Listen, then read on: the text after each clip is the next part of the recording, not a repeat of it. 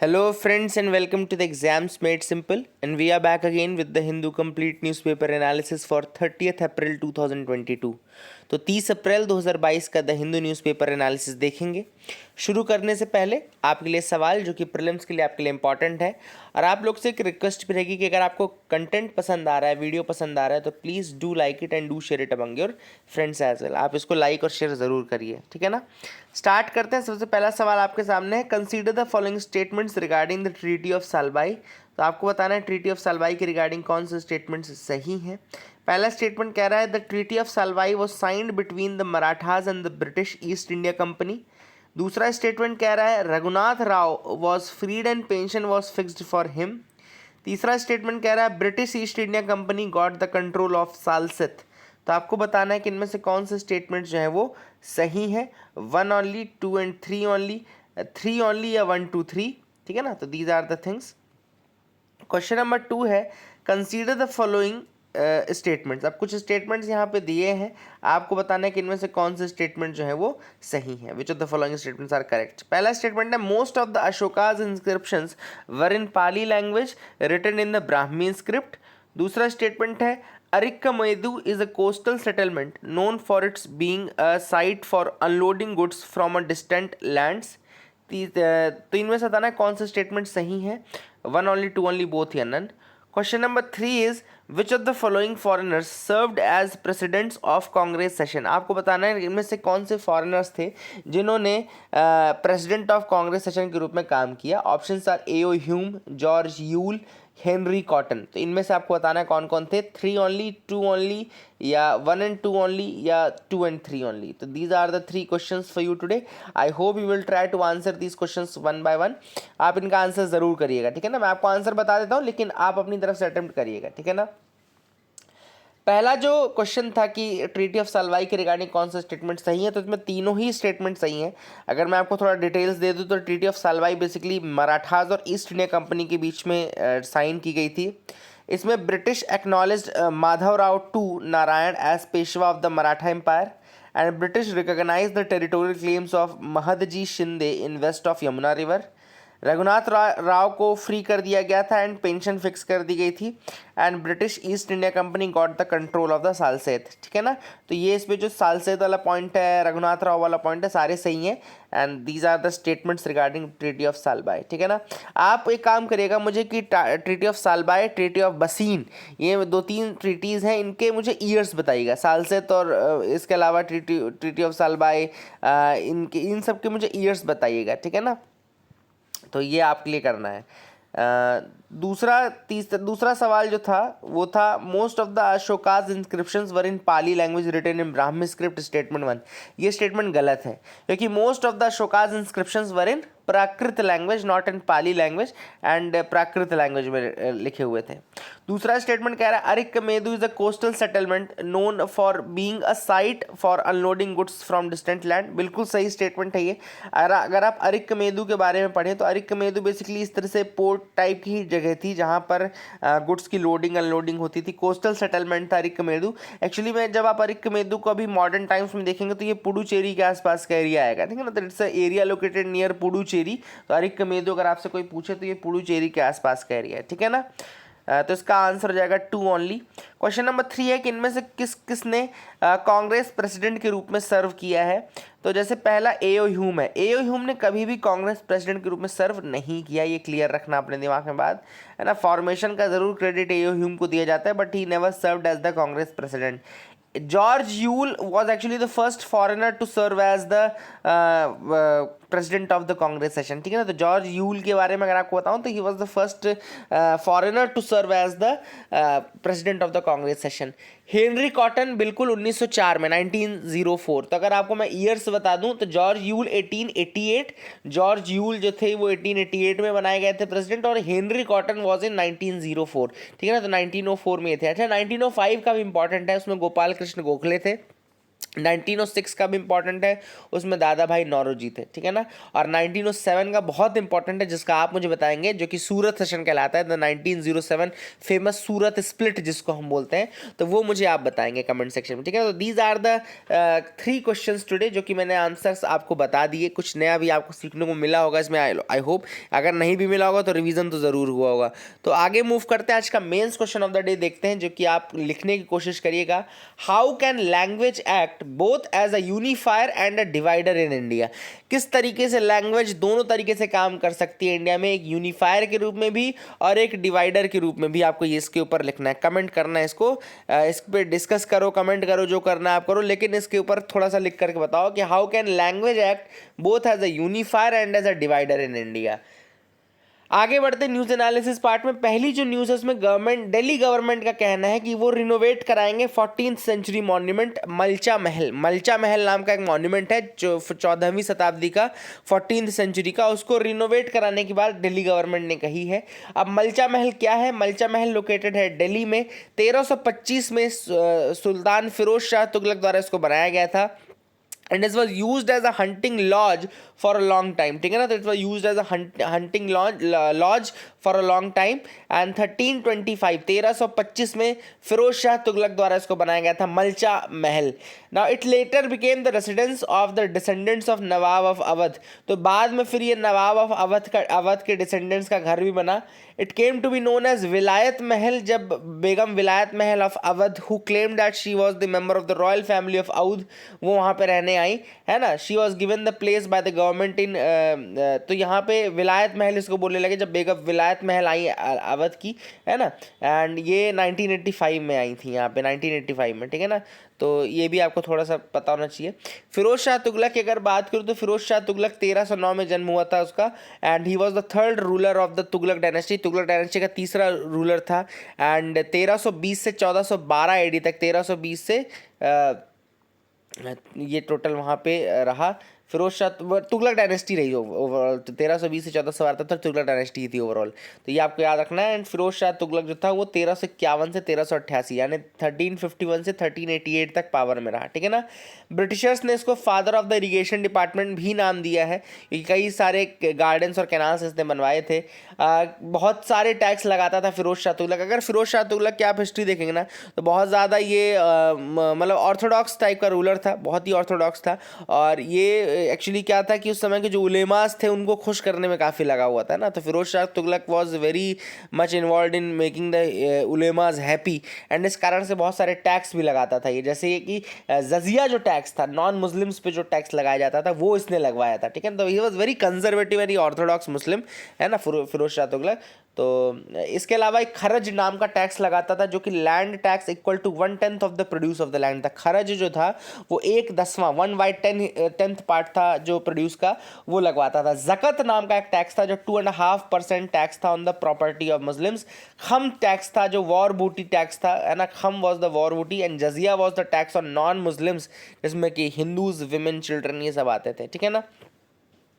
Sorry, Hindus आते थे, women and children were exempted, ठीक है ना। तो this is the thing which is important, याद रखिएगा। हिंदूज आते थे इसमें, नॉन मुस्लिम्स के ऊपर मेनली हिंदूज। कंट्रीब्यूशंस अगर देखें इसके तो उसने एक इस्टेब्लिश किया था दीवाने खैरात, जो कि चैरिटी के लिए ऑफिस था, है ना। तो दीवाने खैरात इसने किया था। और इसके अलावा इसने दीवाने बंदागण किया था, जिसमें कि डिपार्टमेंट ऑफ स्लेव कहते हैं, दीवाने बंदागण जिसको डिपार्टमेंट ऑफ स्लेव बोलते हैं। सराइज या रेस्ट हाउसेस काफ़ी बनवाए थे इसने, ताकि मर्चेंट्स को, ट्रेवलर्स को फ़ायदा हो, सराइज और ये बनाए थे। एंड इसने फिरोज़ाबाद, फ़तेहाबाद, जौनपुर, हिसार नाम की ये जो टाउन्स थे इनको इस्टेब्लिश करवाया था। फिरोज़ाबाद, फ़तेहाबाद, जौनपुर एंड हिसार नाम के टाउन्स इस्टेब्लिश करवाए थे। तो कुछ फैक्ट्स आपको समझ में आ गए होंगे। I hope you got clarity regarding that as well. अगली जो मेन न्यूज़ है वो है core sectors growth dips to 4.3% in March. जो आउटपुट है इंडिया के कोर सेक्टर्स का वो गिरा है, 4.6% तक ही ग्रोथ हुई है। पहले ये 6% की ग्रोथ देखने को मिली थी फरवरी में, अब केवल 4.3% देखने को मिली। सबसे पहले आपके लिए इंपॉर्टेंट है कि कोर सेक्टर्स के नाम क्या है। यूपीएससी ने 2-3 साल पूछे हैं, फिर से पूछ सकता है बिल्कुल। पहला है इलेक्ट्रिसिटी, दूसरा है स्टील, तीसरा है रिफाइनरी प्रोडक्ट्स, चौथा है क्रूड ऑयल, पांचवा है कोल, छठवां है सीमेंट, सातवां है नेचुरल गैस और आठवां है फर्टिलाइजर्स। तो कौन कौन से कोर सेक्टर्स हैं?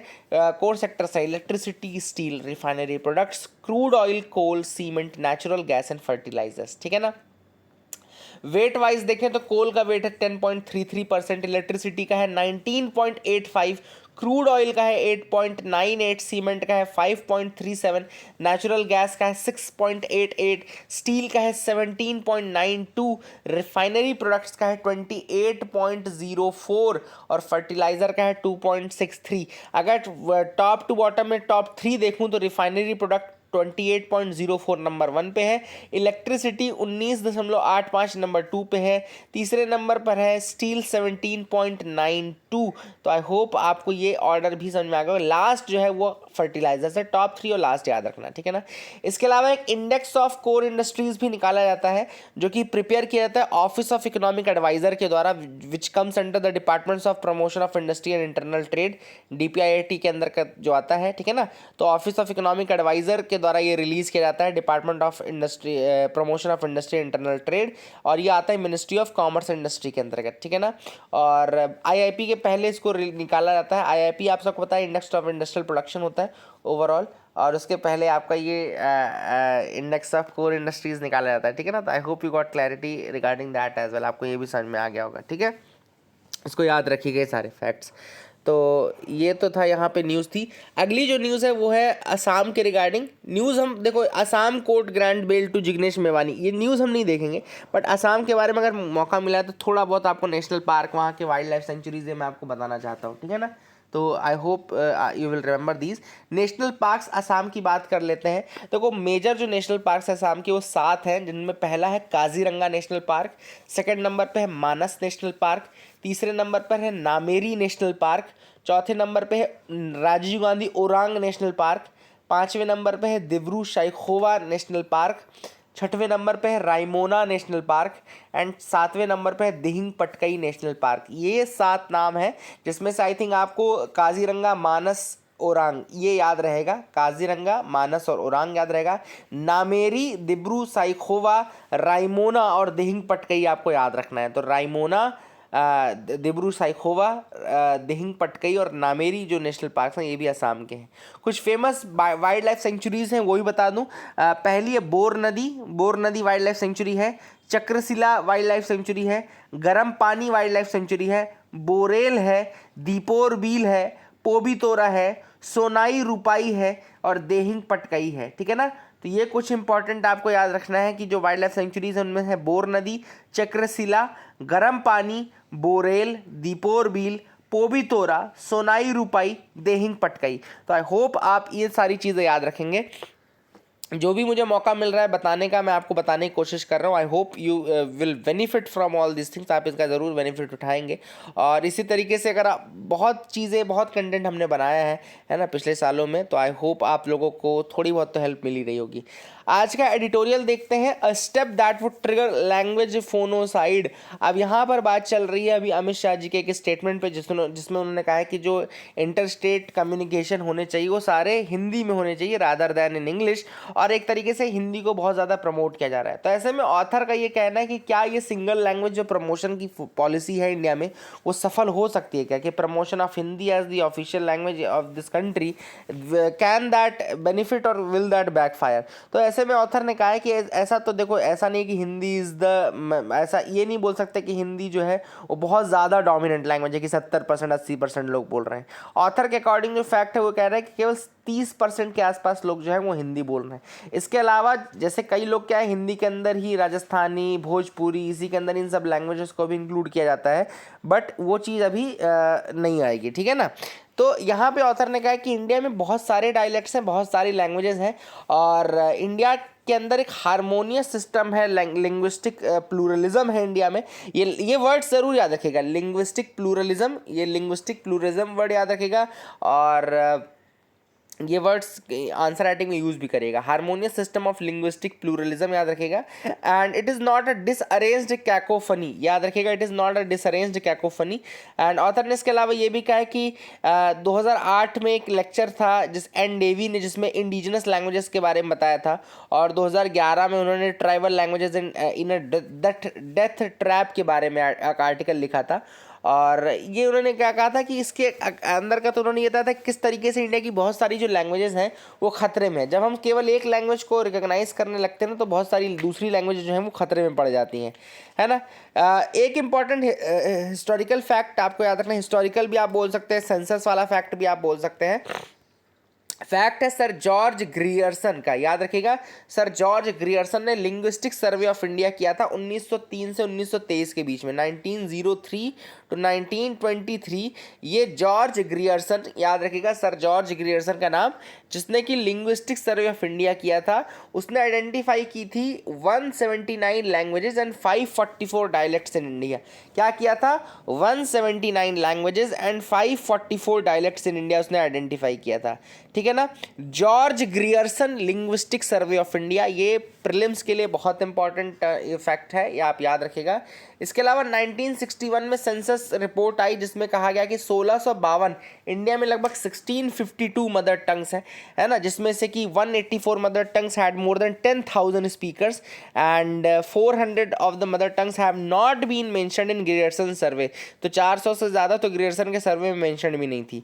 And 527 were listed as classified, ठीक है ना, 527 क्लासीफाइड लिस्ट की गई थी। 1971 में लिंग्विस्टिक डाटा ऑफर किया गया जिसमें सेंसस को दो भागों में डिस्ट्रीब्यूट किया गया, दो कैटेगरीज में, जिसमें कि officially listed languages of the 8th schedule of the constitution and other languages with a minimum of 10,000 speakers लाए गए, ठीक है ना। तो this was the thing. And यहाँ पे all the language spoken by less than 10,000 speakers were lumpsummed as others. तो जिसके भी 10,000 से कम स्पीकर्स थे उनको अदर्स लैंग्वेज में डाल दिया गया, ठीक है ना। तो I hope you got clarity regarding that. And इसमें फिर ये पता चल गया कि कौन सी लैंग्वेजेस जो है वो इनविजिबल लैंग्वेजेस हैं, ठीक है ना। इस कारण से कई लैंग्वेजेस इनविजिबल लैंग्वेजेस हो गई। क्यों? देखो, अब देखो क्या हुआ, बहुत सारी लैंग्वेजेस जिनके 10,000 से कम बोलने वाले थे उनके लिए आपने कोई अलग से कोई स्टेप तो उठाया नहीं, आपने उनको प्रोटेक्ट करने की कोशिश की नहीं। अब जब आप उनको प्रोटेक्ट करने की कोशिश नहीं करोगे, उनको अदर्स की देखो, जो भी चीज़ अदर में डाली जाती है ना उसकी कोई वैल्यू नहीं होती। आपने भी बहुत सारे फॉर्म भरे होंगे, आपने भी बहुत सारी चीज़ें की होंगी, अगर आपकी चीज़ लिस्टेड नहीं है और वो आपको अदर में डालनी पड़ रही है तो मतलब उसकी कोई वैल्यू नहीं है, ठीक है ना। That is the thing which is important. Miscellaneous, others, है ना। तो लैंग्वेजेस के साथ भी यही था, जिन लैंग्वेजेस को पहली दूसरी लिस्ट में डाला गया वो प्रियोरिटी में थी, जिनके 10,000 से कम बोलने वाले थे उनके लिए ज़्यादा कुछ प्रयास किया नहीं गया। इनफैक्ट कई लैंग्वेजेस ऐसी हैं जो कि इनविजिबल हो भी गई। लास्ट ईयर क्वेश्चन भी आया था जिसमें एक हो लैंग्वेज का क्वेश्चन पूछा था, हो जिसमें लिखा हुआ था हो इज़ अ लैंग्वेज, है ना, ऐसे एक्सटिंक्शन के करीब है। तो बहुत सारी लैंग्वेजेस हैं जो इंडिया में एक्सटिंक्ट हो गई। इसके बाद ऑथर ने वही कहा कि ये मिथ है कि इंडिया में हिंदी 70% से ज़्यादा बोली जाती है ना। It is not the mother tongue of 70%, it is only 30% लोग ही ऐसे हिंदी बोलने वाले जो कि इंडिया में हिंदी बोलते हैं। और ऑथर ने इसके बाद ये कहा है कि Hindi can be called as primus inter pares, मतलब कि फर्स्ट अमंग इक्वल्स अपन बोल सकते हैं हिंदी को, but we can not say that it should only be the language of India, है ना। तो इसको प्राइमस इंटर पेरेस बोल रहे हैं ऑथर, यानी कि फर्स्ट अमंग द इक्वल्स आप बोल सकते हैं, लेकिन it can never be made the language of the entire India. फिर ऑथर ने इसके अलावा नेबरहुड में जो प्रॉब्लम्स हुई उनके भी जिक्र किए कि लिंग्विस्टिक प्रॉब्लम्स नेबरहुड में हुई। अगर जब भी कोई कंट्री किसी एक लैंग्वेज पे बहुत ज़्यादा ओवर डिपेंड होती है तो उसमें क्या होता है। तो ऑथर ने पाकिस्तान का एग्जांपल दिया जिसने उर्दू पे बहुत ज़्यादा फोकस किया, जिस कारण से जो बंगाली स्पीकिंग लोग थे यहाँ बांग्लादेश वाले, उन्होंने सेपरेशन का डिमांड किया और सेपरेट हुए भी बाद में 1971, आप सबको याद होगा। इसके अलावा श्रीलंका में बहुत सारी क्राइसिस की सिचुएशन रही जिसमें सिन्हाली जो लैंग्वेज थी उसको टॉप लैंग्वेज माना गया था, है ना। सिन्हाला एक्ट लेकर के आए थे, ऑफिशियल लैंग्वेजेस एक्ट 1956 का, जिसमें कि जो कि एक बहुत हाई पॉइंट था श्रीलंकन हिस्ट्री के लिए। बहुत ही इंटेंस एनिमिटी वहाँ पे ट्रिगर हो गई सिन्हालीज के आगे और तमिलियंस के बीच में, है ना। सिन्हाला को सोल ऑफिशियल लैंग्वेज बना दिया गया वहाँ पे। और ऐसी कंट्री जहाँ पे सिन्हालीज पीपल 70% है, फिर भी वहाँ पे तो सिन्हाली 70% बोले जाते हैं, फिर भी वहाँ पे पूरा कंडीशन बिगड़ गया, वहाँ पे फिर भी नहीं बना सकते थे वो सिन्हालीज को। तो कुल मिलाकर के ऑथर ने वही कहा है कि ये सब प्रॉब्लम्स इंडिया ना फेस करे, इसलिए इसको मल्टी लिंग्विस्टिक जो प्लूरलिस्टिक लिंग्विज्म है इंडिया का उसको मेंटेन मेंटेन करना चाहिए। दूसरी चीज़ ऑथर ने कहा है कि जो कंट्री लिंग्विस्टिक डाइवर्सिटी को मेंटेन करती वो बहुत आगे जाती, जिससे कि सिंगापुर ने कभी भी ऐसा नहीं किया, किसी एक लैंग्वेज का प्रमोशन नहीं किया, ऐसे हम हर लैंग्वेज की डाइवर्सिटी को माना है, समझा है, और इस कारण से जो ऑथर ने कहा है कि इसी कारण से जो सिंगापुर है वो इतना आगे भी है, ठीक है ना। तो that is the thing which is important. And author ने वही कहा कि एक हमको भी कोशिश यही करनी चाहिए कि we should maintain the linguistic diversity of India, और इस तरीके की चीज़ें ना कहें, ना बोलें जो कि आगे जाके प्रॉब्लम क्रिएट कर सके इंडिया के लिए। तो I hope you got clarity. 6 of the 7 defence firms carved out of OFB shows provisional profit. तो अब आपको पता होगा कि जो ऑर्डिनेंस फैक्ट्री बोर्ड था उसका कॉर्पोरेटाइजेशन कर दिया गया है। ऑर्डिनेंस फैक्ट्री बोर्ड का कॉर्पोरेटाइजेशन कर दिया गया, इसका मतलब क्या हुआ? इसका मतलब ये हुआ जितने भी एम्प्लॉयज़ हैं, जितने भी एसेट्स हैं, जितने भी ऑपरेशंस हैं, वो ट्रांसफ़र कर दिए गए थे 7 न्यू डिफेंस PSUs के पास, ठीक है ना। तो याद रखिएगा OFB यानी कि ऑर्डिनेंस फैक्ट्री जो कि मिनिस्ट्री ऑफ डिफेंस के अंतर्गत आती थी, उसके सभी सारे एसेट्स, सारे एम्प्लॉयज़, सारे ऑपरेशंस जो हैं वो ट्रांसफ़र कर दिए गए कहाँ पे? टू द 7 न्यू DPSUs, यानी कि 7 नए डिफेंस PSUs में ट्रांसफ़र कर दिए गए हैं, और गवर्नमेंट ने कंट्रोल दे दिया है, ठीक है ना, ऑर्डिनेंस फैक्ट्री बोर्ड का। ऑर्डिनेंस फैक्ट्रीज जो काम कर रही है इंडिया में, कब से काम कर रही है? 1801 से काम कर रही है। Now they will be cease to exist now, है ना, वो एग्जिस्ट नहीं करेंगी। और कुछ इंपॉर्टेंट कमिटीज़ का जिक्र मैं आपको बता देता हूँ, कुछ इंपॉर्टेंट कमिटीज़ जिन्होंने इसका रिकमेंडेशन किया था। तो एक इम्पॉर्टेंट कमेटी है 2000 की TKS Nair committee. There was a 2000 committee जो कि TKS नायर कमेटी है। उसके बाद विजय केलकर कमेटी 2005 में, और 2015 में vice admiral Raman Puri committee थी, ठीक है ना। कौन कौन सी कमिटीज़ थी? पहली कमेटी थी TKS नायर कमेटी, इसके अलावा विजय केलकर कमेटी, एंड देन ये आपका vice admiral Raman Puri committee. इसके बाद एक और कमेटी थी DB शेकातकर कमेटी, जिसने कि रिकमेंडेशन नहीं किया था इसके कॉर्पोरेटाइजेशन के लिए, लेकिन उसने ये ज़रूर कहा था कि ऑर्डिनेंस फैक्ट्रीज़ का जो यूनिट्स हैं उनका ऑडिट होना चाहिए, है ना। तो इस तरीके से जो भी कमिटीज़ थी मैंने आपको बता दिया। I hope you got clarity regarding that as well, आपको समझ में आ गया होगा। Heat waves linked to man made climate change. अब यहाँ पे हीट वेव्स को मैन मेड जो एंथ्रोपोजेनिक क्लाइमेट चेंज है उससे जोड़ा जा रहा है, और ये कहा जा रहा है कि most of things are related to the increase in the temperature, जिसका ऑब्वियस सी बात है अभी एंथ्रोपोसीन हम बोल सकते हैं इसको, क्योंकि यहाँ पे जो भी चेंजेस हैं, जो भी ये डिजास्टरस कंडीशंस आई हैं, वो एंथ्रोपोजेनिक फैक्टर्स के कारण आई है, यानी कि मैन मेड फैक्टर्स के कारण आई है, ठीक है ना। तो इसमें कि कार्बन डाइऑक्साइड का जो एमिशन है, पोल्यूशन फ्रॉम बायोमास बर्निंग है, ये सारी जो चीज़ें हैं ये रिस्पॉन्सिबल है for not only deaths in India but also for the severe condition of the climate in India, ठीक है ना। और इसको हम देख सकते हैं कि जो प्रेसिपिटेशन पैटर्न है, कई जगहों पर अंडर प्रेसिपिटेशन हो रहा है और कई जगहों पर ओवर प्रेसिपिटेशन हो रहा है। ये सारे चीज़ें जब होती हैं, जो मिसमैनेजमेंट है, जो ये डिसबैलेंस है, ये सारी चीज़ें होती हैं because of the climate change, है ना। और इस कारण से ऑब्वियसली बात है सी लेवल राइज और ये सारी प्रॉब्लम्स देखने को हमको मिलेंगी। तो इसको सॉल्व करने के लिए हमको सोसाइटल ट्रांसफॉर्मेशन की ज़रूरत है, प्लस ऑब्वियसली बात है कार्बन डाइऑक्साइड का जो एमिशन है उसको कहीं ना कहीं कम करने की ज़रूरत है। ये सारी चीज़ें हमको स्टेप्स उठाने पड़ेंगे, तब जाकर कहीं हमारा आप बोल सकते हैं कि this can lead to decrease in the temperature and all. Government approves Pawan Hans sale eight 414 crore valuation. तो यहाँ पे गवर्नमेंट ने पवन हंस आप सबको पता होगा कि हेलीकॉप्टर्स एंड और ये सब चीज़ें बनाते हैं पवन हंस। तो इसके एसेट्स की सेल करने के लिए गवर्नमेंट तैयार हो गई है। इट्स अ लॉस मेकिंग, एक तरीके से लॉस मेकिंग था पवन हंस भी अभी तक। एंड इसके याद रखिएगा जो एयर ट्रांसपोर्ट सर्विसेज प्रोवाइड करता है, plus exploration activities of the ONGC यानी कि oil and natural gas corporation limited की एक्सप्लोरेशन भी करता है। एंड गवर्नमेंट ऑफ इंडिया का 51% स्टेक था पवन हंस में, ONGC का 49% स्टेक था। याद रखिएगा ONGC 49% and government of India 51% था। गवर्नमेंट ऑफ इंडिया ने जैसे ही सेल किया तो पवन हंस ने भी उसी के बेसिस पे, वो ONGC ने उसी के बेसिस पे वैल्यूएशन कर दिया। 211 करोड़ इसमें से गवर्नमेंट के पास जाएंगे, 201 करोड़ 202 करोड़ के आसपास आपके ONGC के पास जाएंगे, ठीक है ना। तो ये 414 करोड़ का टोटल वो वैल्यूएशन रहेगा पवन हंस का, लेकिन कॉर्पोरेटाइजेशन प्राइवेटाइजेशन कर दिया गया है। तो I hope you got clarity regarding the news analysis. That is it for the day. Keep loving us, keep sharing us. Thank you and have a nice day.